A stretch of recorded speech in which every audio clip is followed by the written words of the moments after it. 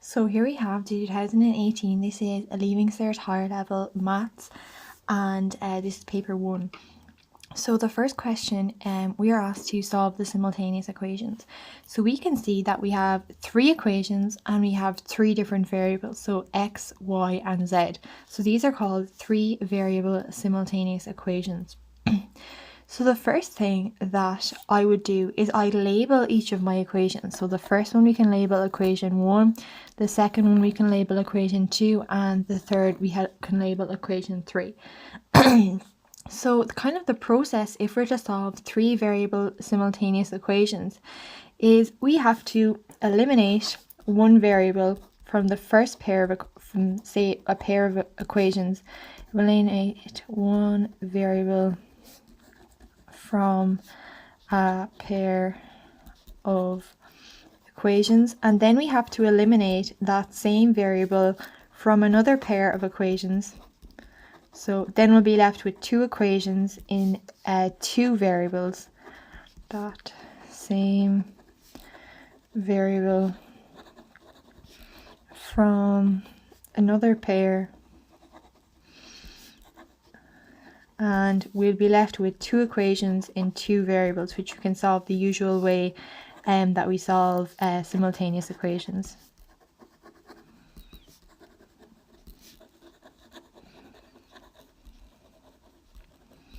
So what I'm going to do first is we can note that there's actually no y in this equation, but they have actually left a gap.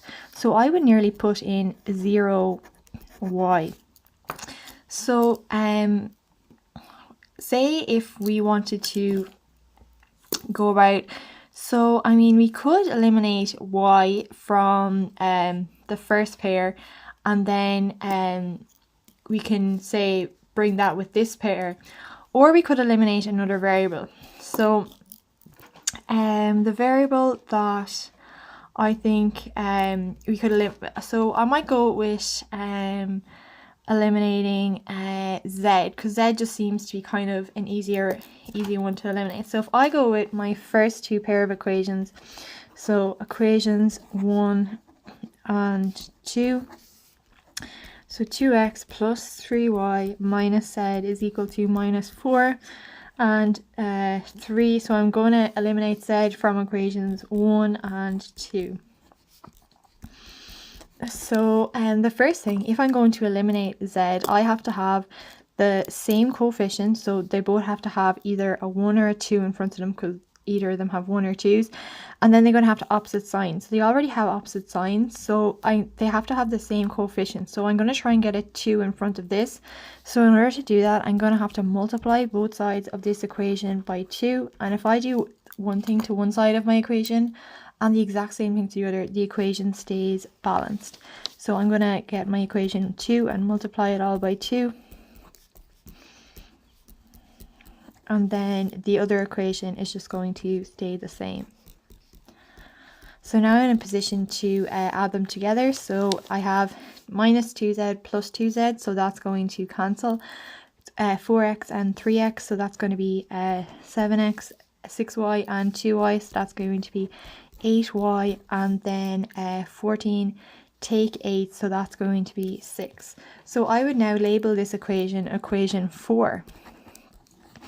So now I'm going to go with equation 2 and equation 3 and eliminate z from those also. So I might go to this side, so equation 2 and 3. So equation 2 is 3x plus 2y plus 2z is equal to 14, and equation 3 is x plus 0y minus 3z is equal to minus 13.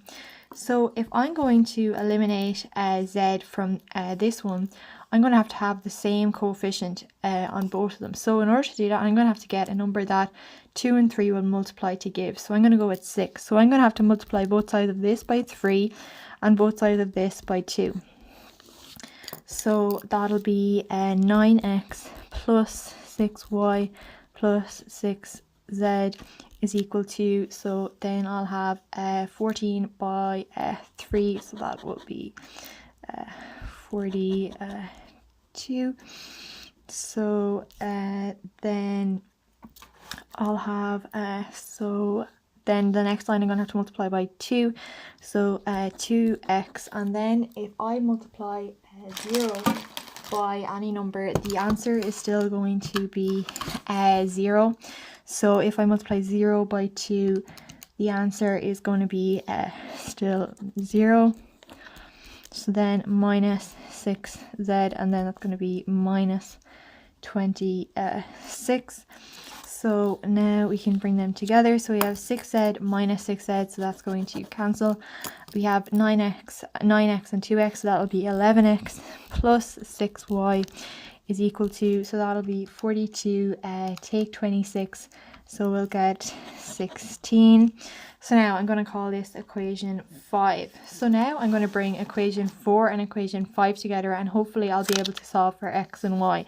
So 7x plus 8y is equal to 6. 11x plus 6y is equal to 16. So I think what I could do is I could bring them all up to 24. I guess, so yeah, I might bring them all up to 24. So I'll have to multiply this by 3 and multiply this by 4. So 7 by 3 gives us 21x plus 24y is equal to 18, and then 11 by 4 is 44x plus 24y, and then 16 by 4 gives us 64. But I have to have opposite signs in front of them, so I'm going to multiply both sides of one of them.